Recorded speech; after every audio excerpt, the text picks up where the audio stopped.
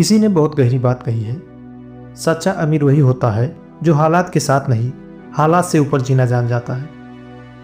जो मिला उसमें भी मुस्कुरा ले और जो छिन गया उसमें भी ईश्वर का दोष न दे। एक बड़ी छोटी सी कहानी है जो एक फकीर की है, जो गांव से गांव यात्रा करता रहता था और जीवन के भ्रमण पर निकला हुआ था। बस एक झोली और ईश्वर का नाम। वह गांव गांव घूमता रहता था। एक दिन वह एक गांव पहुंचा। वहां उसकी मुलाकात रघु नाम के एक आदमी से हुई। रघु एक साधारण किसान था। छोटा सा घर, थोड़ी सी खेती, पत्नी और 2 बच्चे, बस यही उसकी दुनिया थी। रघु ने फकीर को प्रणाम किया और बोला, महाराज आप मेरे घर चलिए, जो भी है आपके लिए है। फकीर रघु के घर गया। घर छोटा था लेकिन दिल बहुत बड़ा था। रघु की पत्नी ने सादा खाना बनाया। सबने मिलकर बड़े प्यार से फकीर का आदर किया। फकीर जब जाने लगा तो बोला, रघु तुम्हारे घर में बहुत उन्नति होगी। रघु मुस्कुराया और बोला, महाराज यह भी नहीं रहने वाला। फकीर चौंक गया और बोला, ऐसा क्यों कहते हो? रघु बोला, जो आज है वो कल नहीं भी हो सकता है, इसलिए जो मिला है उसी में खुशी रहना चाहिए। फकीर वहां से चला गया।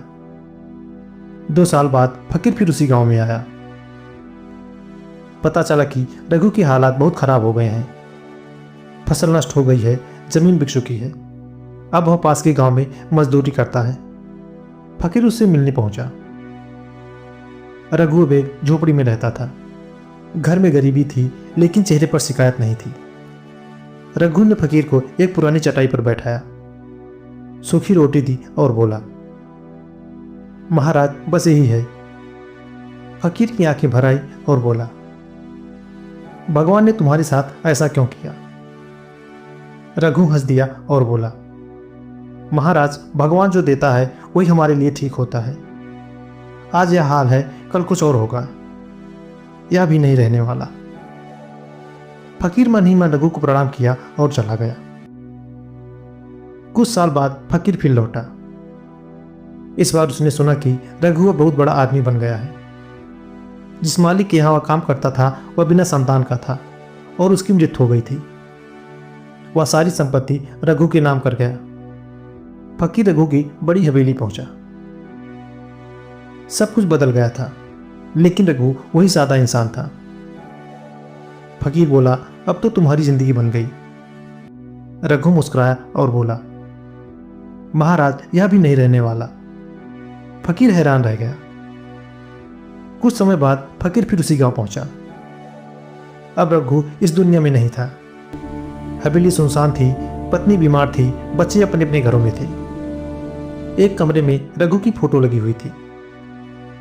फोटो के नीचे लिखा था, जो मिला वह चला जाएगा, जो गया वह भी एक दिन याद बन जाएगा, इसलिए हर हाल में खुश रहो क्योंकि यह भी नहीं रहने वाला। फकीर की आंखों से आंसू निकल आए। वह बोला, लोग मुझे फकीर कहते हैं, लेकिन सच्चा फकीर तो रघु निकला।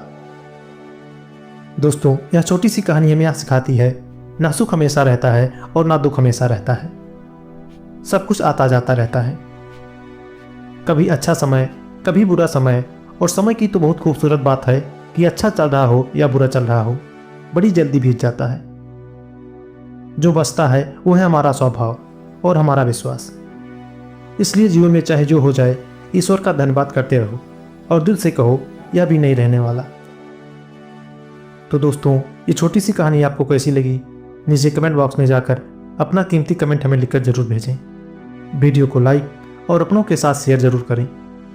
चैनल पर नए हैं तो प्लीज़ चैनल को सब्सक्राइब करें और अपने आसपास स्वच्छता बनाए रखें। तो मिलते हैं अगली बार एक ऐसी मोटिवेशनल और रोचक कहानी के साथ। तब तक के लिए नमस्कार। जय हिंद।